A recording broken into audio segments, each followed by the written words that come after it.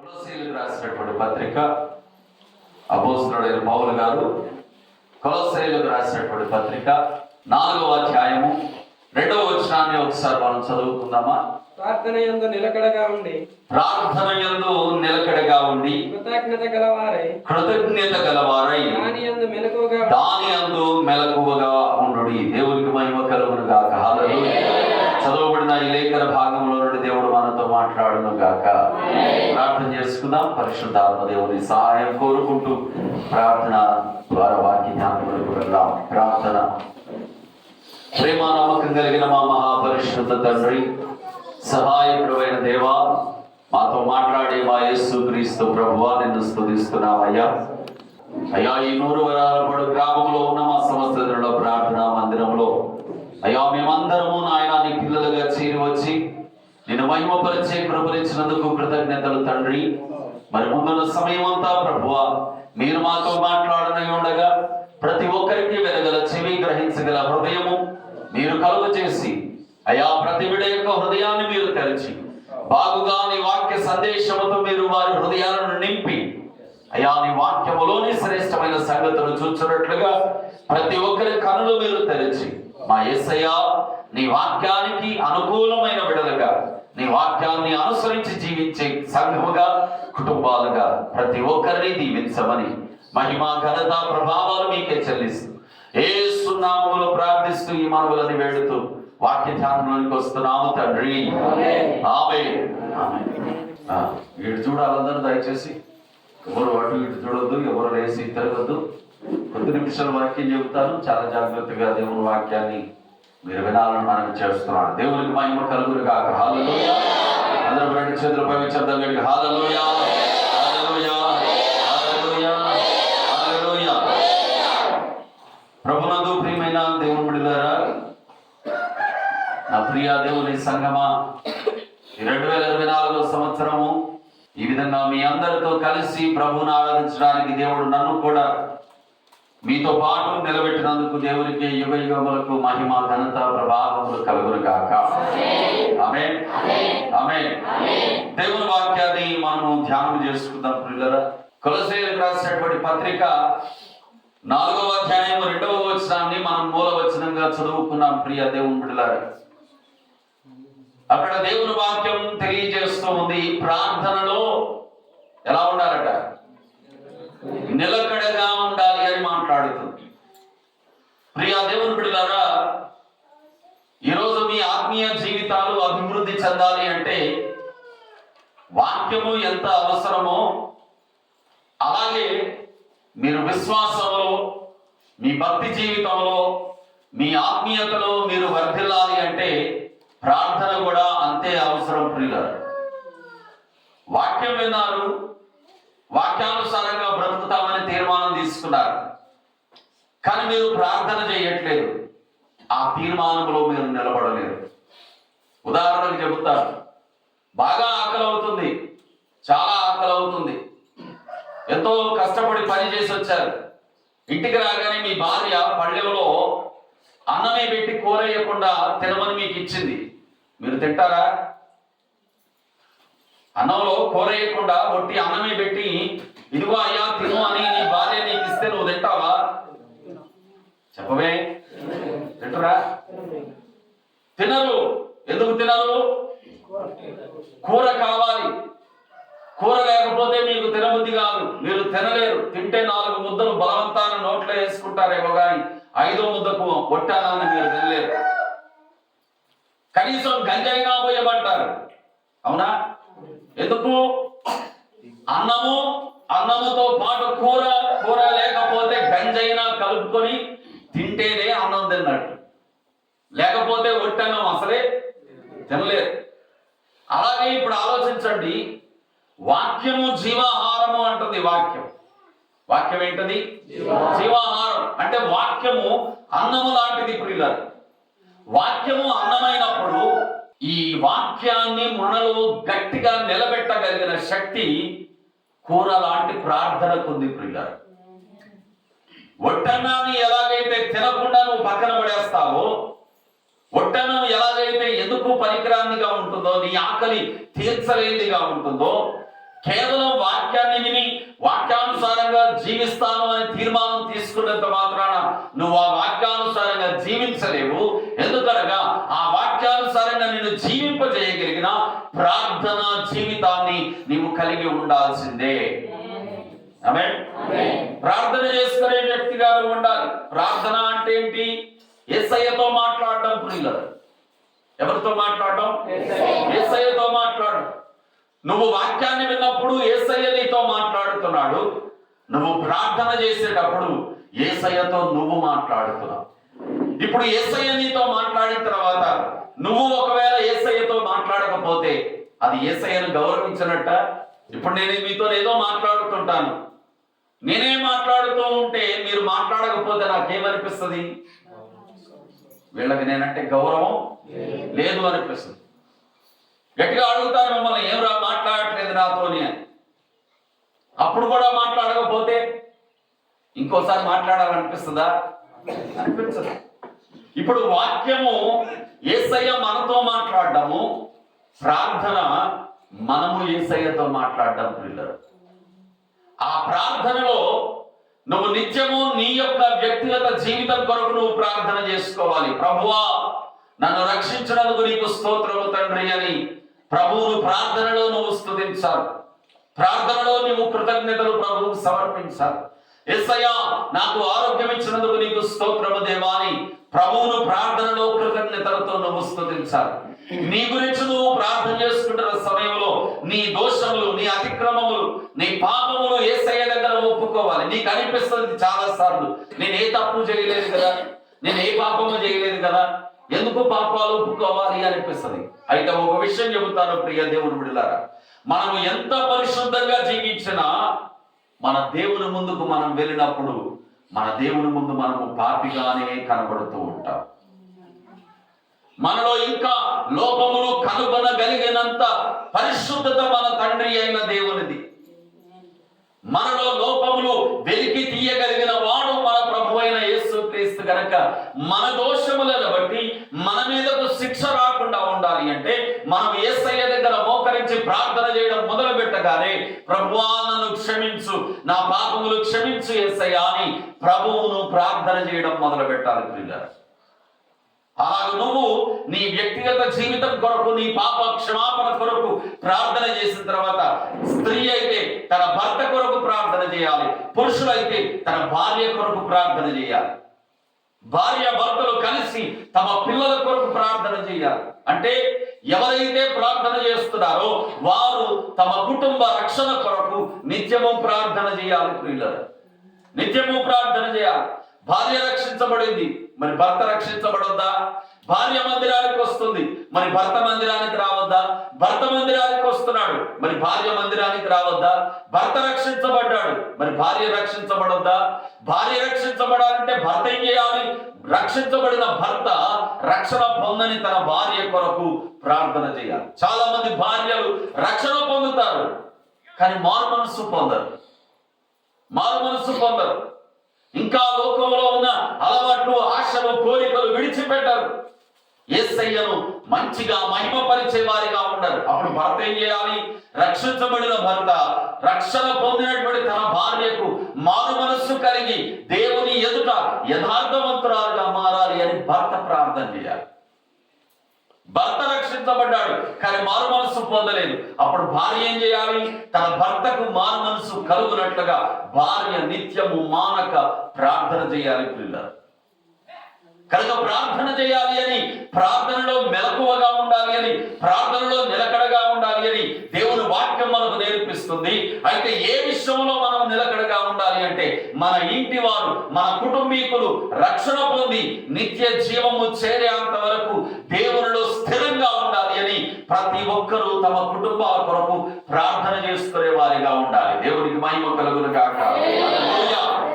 ఇది దేవుడు మనకు నేర్పించిన పాఠం.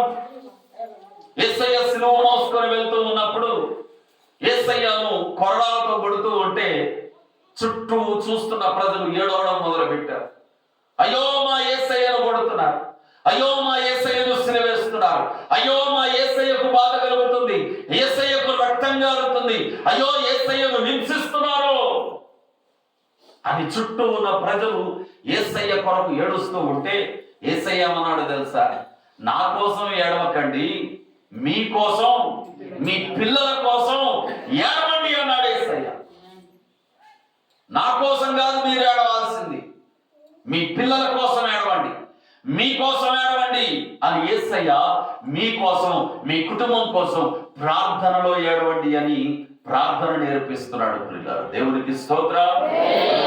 కనుక దేవుని మందిరంలోకి వచ్చి దేవుని వాక్యం వినేటటువంటి విశ్వాసురాలు, క్రైస్తవుడు, క్రైస్తవురాలు, సంఘంలో ఉన్న ప్రతి ఒక్కరు నేర్చుకోవాల్సింది ఏంటో తెలుసా? ప్రార్థన చేయడం నేర్చుకోవాలి. ఏమి నేర్చుకోవాలి? ప్రార్థన చేయడం నేర్చుకోవాలి. ఆ ప్రార్థనలో నిలకడగా ఉండడం నేర్చుకోవాలి. ఒకరోజు ప్రార్థన చేసావు, అలా విడిచిపెట్టడం కాదు, సరిపోదులే అని రెండవ రోజు ప్రార్థన చేయకుండా ఉండడం కాదు. అలా ప్రతిరోజు నువ్వు ప్రార్థన చేస్తున్నావా? ప్రతిరోజు నువ్వు ప్రార్థన చేయడం నేర్చుకోవాలి. అదే ప్రార్థనలో మెలకువగా ఉండడం అంటే, ప్రార్థనలో నిలకడగా ఉండడం అంటే అదే ప్రియులారా.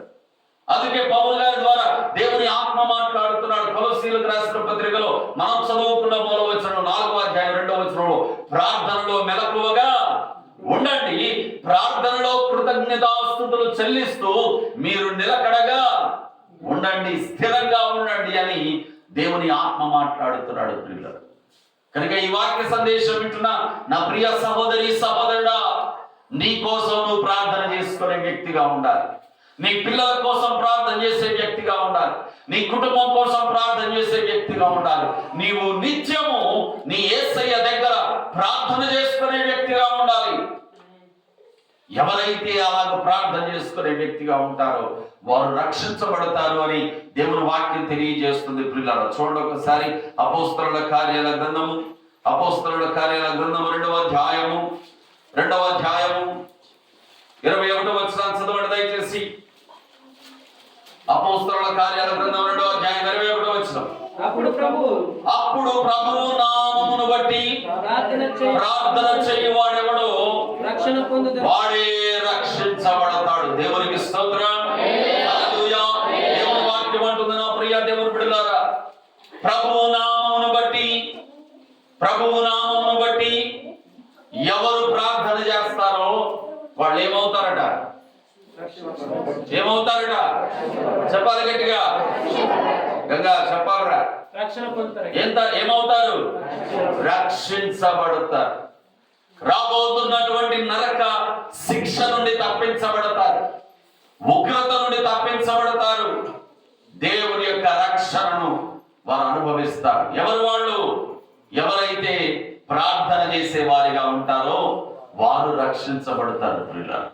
ఆమేన్. కనుక మీరు ఈ రోజు ఒక అలవాటును తీర్మాన రూపంలో ప్రభు పాదాల దగ్గర తీర్మానం తీసుకోండి. మీరు ఒక అలవాటు చేసుకోండి. మీరు ప్రతిరోజు ప్రార్థన చేయడం అలవాటు చేసుకోండి. ప్రతిరోజు దేవునికి ప్రార్థన చేయండి. మీకు ఏదైనా అవసరత వచ్చింది, ముందు మోకాళ్ళు వేయండి, ప్రార్థన చేయండి. ప్రభువా, నాకు నా అవసరత ఇది దేవా, నా అవసరతలో నీ వైపు చూస్తున్నాను యేసయ్యా, నాకు సహాయం చేసే దేవుడు నీవు ప్రభువా, కనుక నీ అద్భుతం ఈ అవసరతలో నాకు చెయ్యి ప్రభువా అని ప్రార్థన చేయండి పిల్లలు. ఒక రోగం వచ్చింది, ఆ రోగం నుండి మీరు ముందు హాస్పిటల్కి వెళ్ళే కంటే ముందు రండి దైవజనుడి దగ్గరకు వచ్చి ప్రార్థన చేయించుకొని వెళ్ళండి. ప్రార్థన చేయించుకోండి. దేవా, నన్ను స్వస్థపరచు ప్రభువా అని ప్రార్థన చేయండి.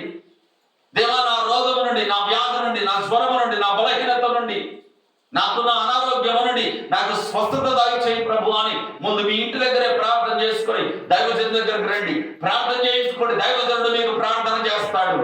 దేవుడు మీకు అద్భుతం జరిగిస్తాడు. దేవుడు మీకు అద్భుతం జరిగిస్తాడు. అందుకే వాక్యం మాట్లాడుతుంది ప్రియులారా, దయచేసి చూడండి ఒకసారి. యాకోబు రాసిన పత్రిక 5వ అధ్యాయం 14వ వచనం చదవండి. మీలో ఎవడైనాను రోగి అయి ఉన్న ఎడల అతడు సంఘపు పెద్దలను పిలిపింపవలెను. వారు ప్రభువు నామమున అతనికి నూనె రాసి అతని కొరకు ప్రార్థన చేయవలెను. విశ్వాస సహితమైన ప్రార్థన ఆ రోగిని స్వస్థపరచును. దేవుడు అతనిని లేపును. అతడు పాపములు చేసిన వాడైతే పాప క్షమాపణ పొందును. దేవునికి స్తోత్రం. హల్లెలూయా. స్పష్టంగా మాట్లాడుతుంది ప్రియులరా. నీకేదైనా రోగం వచ్చిందా, అది జ్వరమా, ఒళ్ళు నొప్పులా, లేక మలేరియానా, టైఫాయిడా, డెంగ్యూనా, మరి ఇతరత్ర ఏ రోగమైనా ఆ రోగము నీలో నుండి ముందు పోవాలి అంటే నువ్వు దైవజనుడి దగ్గరకు వచ్చి నూనె రాపించుకొని ప్రార్థన చేయించుకోవాలి ప్రియులరా. ప్రార్థన చేయించుకోవాలి. దైవజనుడి దగ్గరికి రాకుండా హాస్పిటల్కి వెళ్దామని చెప్పి బయలుదేరి వెళ్తే నీకు రోగం తగ్గిపోవడమేమో కానీ ఇంకా బలహీనత నీలో ఎక్కువైపోతుంది. కనుక ముందు నువ్వు చేయవలసినటువంటి పని ప్రార్థన చేయడం నేర్చుకోవాలి. ఎప్పుడు? నీకు రోగాలు వచ్చినప్పుడు, నీకు వ్యాధులు కలిగినప్పుడు, నీకు బలహీనత కలిగినప్పుడు, నీకు అనారోగ్యం కలిగినప్పుడు నీ దైవజనుడి దగ్గరికి వచ్చి నువ్వు ప్రార్థన చేయించుకోవాలి. ఎప్పుడైతే ప్రార్థన చేయించుకుంటావో దేవుడు వాక్యం అంటుంది ప్రియులారా, దేవుడు అతనిని స్వస్థపరచును. ఆమేన్. దేవుడు అతనిని స్వస్థపరచును, ప్రభువు అతనిని లేపును. కాబట్టి గుర్తుపెట్టుకోండి ఈ మాటలు. మీ అవసరతలలో ముందు ప్రభువుకు ప్రార్థన చేయండి. మీకు రోగాలు కలిగినప్పుడు ముందు దైవజనుడి దగ్గరకు వచ్చి ప్రార్థన చేయించుకోండి. మీరు రాలేకపోతున్నారా? అయితే దైవజనుడిని మీ ఇంటికి పిలుచుకోండి. మీ ఇంటికి పిలుచుకొని ప్రార్థన చేయించుకోండి. దేవుడు తప్పకుండా మీ ప్రార్థన వింటాడు, మిమ్మల్ని స్వస్థపరుస్తాడు. ప్రియ దేవుని బిడ్డలారా, కనుక దేవుని వాక్యం మాట్లాడుతుంది, మీరు ఎల్లప్పుడూ ప్రార్థనలో మెలకువగా ఉండాలి. అవును, ప్రార్థనలో మెలకువగా ఉండాలి. దేని కొరకు ప్రార్థన చేయాలి అని ఒకవేళ మనం అడిగితే దేవుని వాక్యం మాట్లాడుతుంది ప్రియులారా. తిమోతికి రాసినటువంటి మొదటి పత్రిక, తిమోతికి రాసిన మొదటి పత్రిక 2వ అధ్యాయము 4వ వచనం నుండి చదువుదామా. ఆయన మనుషులందరూ రక్షణ పొంది సత్యమును గురించిన అనుభవ జ్ఞానము గలవారై ఉండవలనని ఇచ్చయించుచున్నాడు. కాబట్టి మనం ఏం చేయాలి? చదవండి 2వ వచనం నుండి. రాజుల కొరకును మనం ఏం చేయాలి? రాజుల కొరకును, అధికారుల కొరకును విజ్ఞాపనములను ప్రార్థనలను యాచనలను కృతజ్ఞతాస్తుతులను చేయవలనని హెచ్చరించుచున్నాను. దేవునికి మహిమ కలుగును గాక. హల్లెలూయా. ఎవరి కొరకు ప్రార్థన చేయాలి అంటే దేవుని వాక్యం అంటుంది రాజుల కొరకు ప్రార్థన చేయాలి. ఎవరి కొరకు? రాజులు అంటే ఎవరండి? నాయకులు, సీఎం మొదలుకొని, ఎమ్మెల్యేలు మొదలుకొని, ఎంపీలు మొదలుకొని, సర్పంచ్లు మొదలుకొని, వార్డు మెంబర్లు మొదలుకొని, ఎవరెవరైతే ప్రజలకు నాయకులుగా ఉంటారో వారందరి కొరకు యేసు క్రీస్తులో విశ్వాసం ఇచ్చిన వారు ప్రార్థన చేయాలట ప్రియులారా. అనగా మీరు ప్రార్థన చేసేటప్పుడు అధికారులను జ్ఞాపకం చేసుకోవాలి. దేవా, రాజులకు రక్షణ కలుగు చేయి ప్రభువా అని ప్రార్థన చేయాలి. రాజులకు నమ్మకమైన హృదయం ఇవ్వు, యథార్థమైన హృదయం ఇవ్వు అని ప్రార్థన చేయాలి. ప్రజలందరూ దేవా మంచిగా పరిపాలనలో ఉండులాగున రాజులు మంచిగా పరిపాలన చేసే మనస్సు వారికి ఇవ్వు ప్రభువా అని ప్రార్థన చేయాలి. అలాగూ రాజుల కొరకు, అధికారుల కొరకు ప్రార్థన చేయాలి. భూమి మీద ఉన్న మనుషులందరి కొరకు ప్రార్థన చేయాలి ప్రియులారా. అంతేకాదు నీవు నివాసం ఉంటున్న నీ గ్రామము కొరకు ప్రార్థన చేయాలి. దేవా, నా గ్రామానికి క్షేమము దయచేయి ప్రభువా అని నువ్వు ప్రార్థన చేయాలి ప్రియులారా. నువ్వు ప్రార్థన చేయాలి.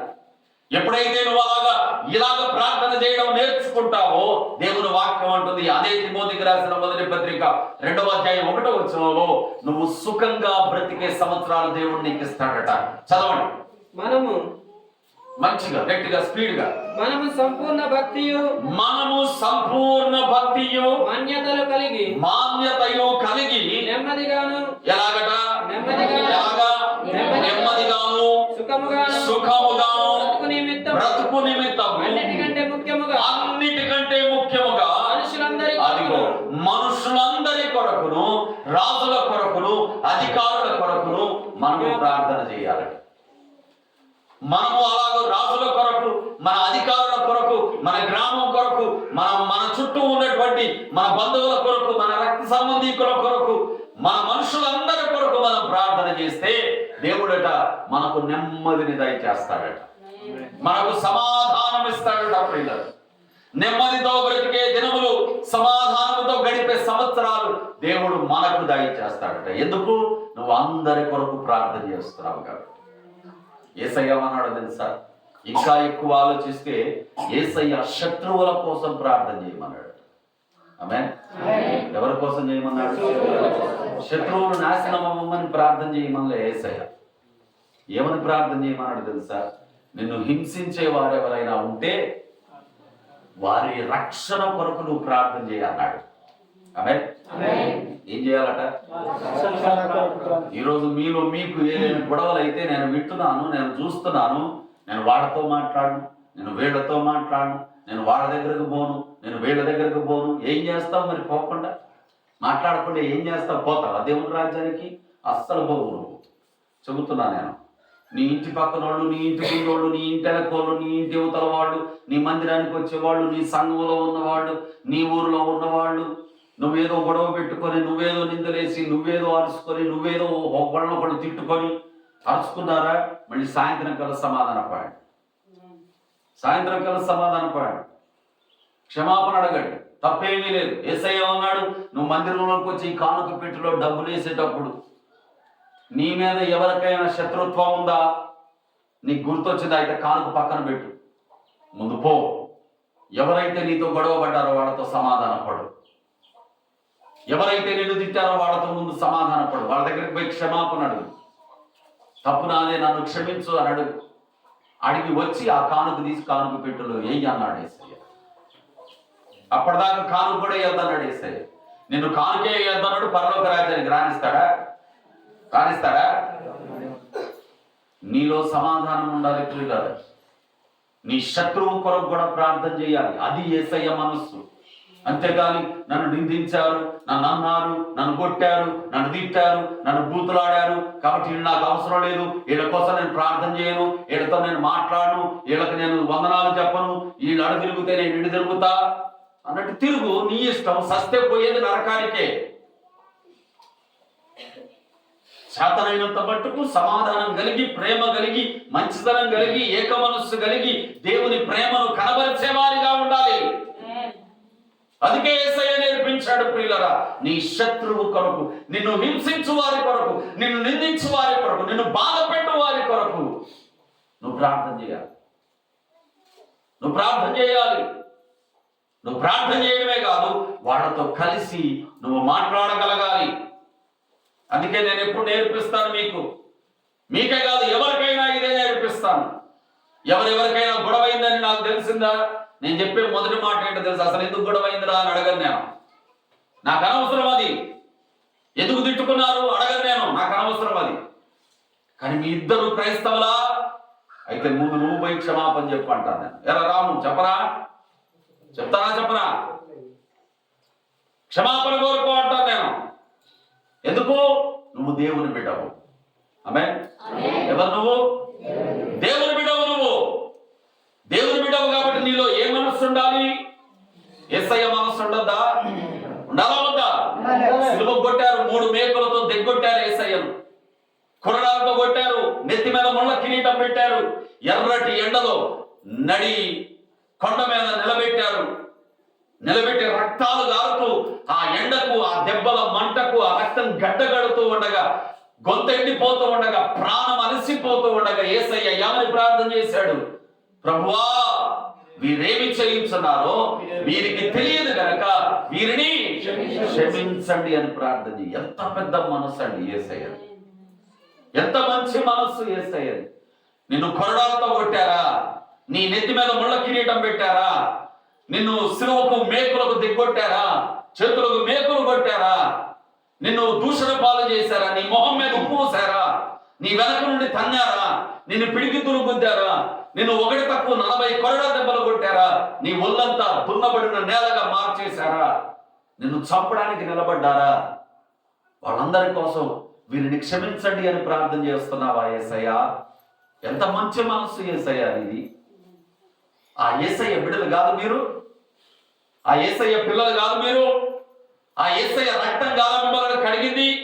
ఆ యేసయ్య మనస్సు కాదా మిమ్మల్ని ఈరోజు సంఘంగా మార్చింది? మరి ఏ మనస్సు ఉండాలి మీకు? ఆ యేసయ్య మనస్సు ఉండవద్దు? ఉండాలా వద్దా? మరి మీకేం మనస్సు ఉందండి? దైవజనుడు తిట్టాడని అలుగుతారు, వాక్యం గట్టిగా చెప్పాడని అలుగుతారు, ఒకళ్ళ మీద ఒకళ్ళు చెడ్డ మాటలు మాట్లాడుకుంటారు, గొడవలు పెట్టుకుంటారు, అలుగుతారు, గొడుగుతారు, సనుగుతారు, శాపనార్థాలు పెడతారు. ఏంటిది? ఇది యేసయ్య మనస్సా? ఇది యేసయ్య చెప్పిన వాక్యమా? ఇదేనా మనం యేసయ్య దగ్గర నేర్చుకున్నది? దేవుని వాక్యం అంటుంది, అవసరమైతే నీ శత్రువు కొరకు కూడా నువ్వు ప్రాణం పెట్టే మనస్సు నీకు ఉండాలి. అది యేసయ్య మనస్సు. ఆ మనస్సును కలిగి ఉండండి ప్రియులారా. యేసయ్య నేర్పిస్తున్నాడు, నువ్వు నీ శత్రువుల కోసం కూడా ప్రార్థన చేయాలి. ఒకరోజు ఒక వ్యక్తి నాతో గొడవ పెట్టుకున్నాడు. చాలా పెద్ద గొడవ అయింది. గొడవ పెట్టుకు కారణం లేకుండా గొడవ పెట్టుకున్నాడు. కారణం లేకుండా వచ్చి కొట్టడానికి చూశాడు. కారణం లేకుండా ఇష్టం వచ్చినట్టు మాట్లాడాడు. కారణం లేదు, గొడవ పెట్టుకున్నాడు. నాకు కూడా కోపం వచ్చింది, 4 తిట్లు తిట్టారు. నేను కూడా కొట్టడానికి పోయాను. ఇంతలో అందరూ వచ్చారు, ఇద్దరిని విడదీశారు. ఆయన దారిని పోయాడు, నేను నా దారిని పోయాను. నేను పోయి నా గదిలో మోకాళ్ళు వేసి ప్రార్థన చేద్దామని మోకాళ్ళు వేస్తే యేసయ్య మాట్లాడు నాతో. యేసయ్య కనపడట్లేదు నాకు. ఇదేంటి ప్రభువా, రోజు ప్రార్థన చేస్తే నాకు కనపడతావు, నాతో మాట్లాడుతావు, ఈ రోజు మాట్లాడట్లేదు, ప్రార్థన చేస్తే కనపడట్లేదు అని యేసయ్యని అడుగుతుంటే యేసయ్య అన్నాడు, ముందు అర్జెంట్కి పోయి అతనికి క్షమాపణ చెప్పి రాపో అన్నాడు. ఏం చేయమన్నాడు? ముందు అర్జెంట్కి పోయి క్షమాపణ చెప్పి రాపో అన్నాడు. నేను ఎందుకు చెప్పాలి యేసయ్య? నేను చెప్పా, నాలో ఏ తప్పు లేదు, నేనేం చేయలేదు. ఆయనే నా మీదకి వచ్చాడు, అనవసరంగా నాతో గొడవ పెట్టుకున్నాడు, అనవసరంగా నా మీద ఇష్టం వచ్చినట్టు మాట్లాడాడు. నేను ఎందుకు చెప్పాలి యేసయ్యా అని అంటున్నాను యేసయ్యతోనే. అప్పుడు యేసయ్య అన్నాడు, నువ్వు నిజంగా నా మనస్సు గలవాడు అయితే పోయి క్షమాపణ చెప్పుకో అన్నాడు యేసయ్య. వెంటనే ఎజ్రాయి గారు తెలుసుగా మీకు, ఎజ్రాయి గారిని తీసుకొని ఆయన దగ్గరికి పోయాను. పోయి ఆయన ఇంటి తలుపు కొట్టి ఆయన తలుపు తెరవగానే యేసయ్య మనస్సుతో క్షమాపణ కోరుకున్నాను. యేసయ్య మనసును బట్టి క్షమాపణ కోరుకుంటే ఆయన నన్ను గట్టిగా కౌగులించుకొని నా మెడ మీద పడి బోర్న ఏడవడం మొదలు పెట్టాడు. నిజంగా నన్ను కూడా క్షమించు బ్రదర్ అని ఏడవడం మొదలు పెట్టాడు ఆయన. ఒకవేళ నేను క్షమించమని అడగకపోతే చెప్పండి ఒకసారి, ఇప్పటికీ పగేగా ఉండేది, అవునా కాదా? ఇప్పటికీ ద్వేషమేగా ఉండేది, ఇప్పటికీ అసూయలేగా ఉండేది. ఆయన నా గురించి చెడ్డగా చెబుతాడు, లేకపోతే నేను ఆయన గురించి చెడ్డగా చెప్పాల్సిందేగా. కానీ యేసయ్య ఏమన్నాడు? తప్పు నీది కాదు, నాకు తెలుసు, కానీ నువ్వు నా బిడ్డవైతే, నువ్వు నా మనస్సు కలిగిన వాడవు గనక నువ్వే పోయి క్షమాపణ అడుగు అన్నాడు యేసయ్య. సెకండ్ ఆలోచించలేదు ఎజ్రాయి గారి సాక్ష్యం, సెకండ్ ఆలోచించలేదు ప్రియులారా. పోయి ఆయన తలుపు తట్టి నన్ను క్షమించండి అనగానే దెబ్బకి కౌగిలించుకొని బోరున ఏడుస్తూ, నన్ను కూడా క్షమించు బ్రదర్, నీ మీద అనవసరంగా అన్యాయంగా నేను ఎదురు తిరిగాను, నన్ను క్షమించు అని ఏడ్చాడు. ఇప్పటికీ మా మధ్యలో సమాధానం. కలుసుకుంటే చక్కగా మాట్లాడుకోగలుగుతాం, ప్రేజవాడు చెప్పుకోగలుగుతాం, బాధలు కష్టాలు మంచి చెడులు పంచుకోగలుగుతాం.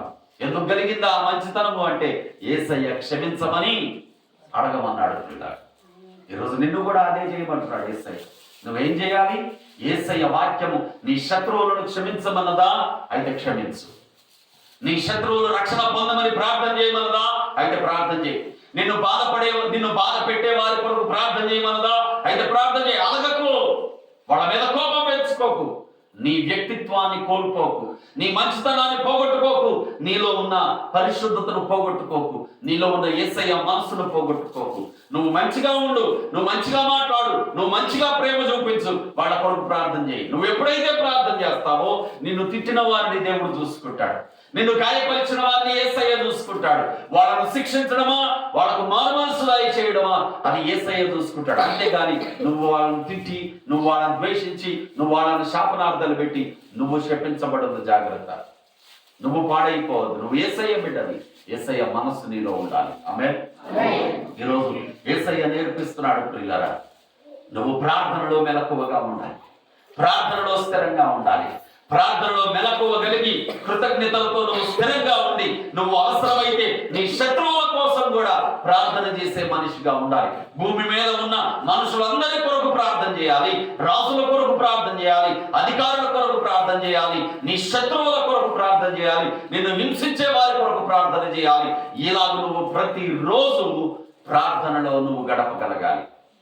అప్పుడే వాక్యం విన్నటువంటి నీవు ప్రార్థనా జీవితాన్ని కలిగి ఉండడం ద్వారా ఒక సంపూర్ణ ఆత్మీయునిగా నీవు మారిపోతావు. యేసయ్య సమాధానం నీకు తోడుగా ఉంటుంది. యేసయ్య నెమ్మది నీకు అనుగ్రహిస్తాడు. నిన్ను అనేక మంది మధ్యలో యేసయ్య హెచ్చించడం మొదలు పెడతాడు ప్రియులారా. అనేక మంది మధ్యలో యేసయ్య నిన్ను గొప్ప చేయడం మొదలు పెడతాడు ప్రియులారా. కనుక నా ప్రియ దేవుని బిడ్డలారా, నా ప్రియ సహోదరి సహోదరులారా, ఈ వాక్య సందేశాన్ని వింటూ ఉండగానే మీ తీర్మానాన్ని యేసయ్యకు తెలియజేయండి. ఈ రోజు నుండి ప్రార్థన చేసే అలవాటు చేసుకోండి. ఈ రోజు నుండి మీకు అవసరం వచ్చినప్పుడు ప్రార్థన, మీకు రోగం వచ్చినప్పుడు ప్రార్థన, మీకు బాధ కలిగినప్పుడు ప్రార్థన, మీ శత్రువులు మీకు ఎదురు పడ్డప్పుడు ప్రార్థన, మిమ్మల్ని ఎవరైనా హింసిస్తే ప్రార్థన, యేసయ్య పాదాల దగ్గర నిత్యము ప్రార్థన చేయడం నేర్చుకోండి. ఎంత గొప్ప కార్యాలు, ఎంత గొప్ప సమాధానాన్ని యేసయ్య నీకు అనుగ్రహిస్తాడో. దేవుడు మిమ్మల్ని దీవించును గాక. ప్రార్థన చేసుకుందాం. మోకరించండి ప్రియులారా, ప్రార్థన చేసుకుందాం. దేవుని పరిశుద్ధ పాదాల దగ్గర మనమందరం మోకరించగా, ప్రభువా మా యేసయ్య ప్రార్థన చేసే మనస్సు నాకు ఇవ్వు దేవా అని ప్రభువుని అడగండి. నా శత్రువుల కోసం ప్రార్థన చేసే మనస్సు నాకు ఇవ్వు ప్రభువా అని ప్రభువుని అడగండి. నిన్ను బాధ పెట్టారా? నీ మీద నిందలేశారా? నిన్ను హింసిస్తున్నారా? నీ మీద చెడ్డగా ఎవరైనా ప్రచారం చేశారా? అయితే ప్రార్థన చేయి. అయితే ప్రార్థన చేయడం నేర్చుకో. అందరూ స్వరాలెత్తి ప్రభువుని అడుగుదాం. ప్రభువా నాకు ప్రార్థన చేసే మనస్సు ఇవ్వయ్యా. ప్రభువా నీ పాదాల చెంత అయ్యా నా శత్రువుల కోసం కూడా ప్రార్థన చేసే మనస్సు నాకు ఇవ్వు ప్రభువా. అయ్యా నేను అందరి కొరకు ప్రార్థన చేసే ప్రార్థనాత్మ నాకు ఇవ్వు యేసయ్యా. అయ్యా రాజుల కొరకు, అధికారుల కొరకు, భూమి మీద ఉన్న మనుషులందరి కొరకు ప్రార్థన చేసే మనస్సు నాకు ఇవ్వు యేసయ్యా అని ప్రభువుని అడగండి ప్రియులారా. ప్రభువు ధారాళంగా తనను అడుగు వారికి తన ప్రార్థన శక్తిని, ఆత్మను ధారాళంగా ఇచ్చేవాడు గనక ప్రభువుని అడగండి. ప్రార్థన. ప్రభుగల దేవా, ప్రేమగల తండ్రి, మా ప్రార్థన ఆలకించువాడా, మా కొరకు నిత్యము ప్రార్థన చేస్తున్నా మా ప్రభు అయిన యేసు క్రీస్తు దేవా, తండ్రి అయిన దేవా, పరిశుద్ధాత్మ దేవా, ఈ రోజు నీ పరిశుద్ధ ఆలయములో, నీ పరిశుద్ధ మందిరములో అయ్యా నీ ప్రియ పిల్లలైన వారందరికీ దేవా, అయ్యా అన్నము ఎంత అవసరమో, అన్నము రుచిగా ఉండడానికి కూర ఎంత అవసరమో, అలాగే ప్రభువా వాక్యము కూడా అంతే అవసరమని, వాక్యానుసారంగా జీవించాలి అంటే ప్రార్థన కూడా అంతే అవసరమని అయ్యా మీరు ప్రార్థనా జీవితం గురించి అయ్యా వాక్యమును ఉపదేశించినందుకు మీకు వందనాలు తండ్రి. విన్న ఈ నీ ప్రియ పిల్లలందరూ ప్రభువా ఈ రోజు మొదలుకొని ప్రార్థన చేసే అలవాటు గల వారిగా మారుదురు కాక, ప్రార్థనాత్మతో నింపబడుదురు కాక, బలమైన ప్రార్థన శక్తి బిడ్డలను ఆవరించును కాక. అయ్యా అట్టి ప్రార్థనాత్మతో నింపి అయ్యా వారికి బాధ కలిగినప్పుడు ప్రార్థన చేసేవారిగా, వారికి అవసరాలు ఉన్నప్పుడు ప్రార్థన చేసేవారిగా, వారికి రోగాలు కలిగినప్పుడు ప్రార్థన చేసేవారిగా, అయ్యా వారికి శత్రువులు ఉన్నప్పుడు శత్రువుల క్షేమము రక్షణ కొరకు ప్రార్థన చేసేవారిగా, వారిని ఎవరైనా హింసిస్తే హింసించు వారి కొరకు వారు మారుమనస్సు పొందాలని ప్రార్థన చేసేవారిగా అయ్యా ఈ బిడ్డలందరూ ప్రభువా నీ ప్రార్థనాత్మతో నింపండి తండ్రి. వందనాలు అయ్యా. మేము నీకు ప్రార్థన చేయనప్పుడు అయ్యా మీరు మాకు ఆకాశమును మా ప్రార్థనను ఆలకించే దేవుడుగా ఉన్నావు తండ్రి. నీకు వందనాలు. మా ప్రార్థన ఆలకించి మాకు నాయన సమీపముగా ఉండి మా ప్రార్థనలకు ప్రతిఫలం ఇవ్వడానికి మీరు సమీపముగా ఉన్నందుకు మీకు వందనాలు చెల్లిస్తూ అయ్యా ఈ వాక్య సందేశము ద్వారా నీవు మాట్లాడిన మాట ప్రకారంగా ఎంతమంది బిడ్డలు ప్రభువా నాకు ప్రార్థన చేసే మనస్సు దేవా అని అడుగుతున్నారు. ఇది మొదలుకొని ప్రభువా ప్రార్థనలో గడిపేవారిగా ఉండడానికి నాయన తీర్మానం తీసుకుంటున్నారు. వాళ్ళందరినీ ప్రార్థనాత్మతో నింపి నీ ప్రార్థన ద్వారా నీ గొప్ప అద్భుతములు జరిగించి మీరే మహిమ, ఘనత, ప్రభావాలను పొందుకోమని మా ప్రభువు మీ ప్రియ కుమారుడైన యేసు నామములో ప్రార్థిస్తూ ఈ మన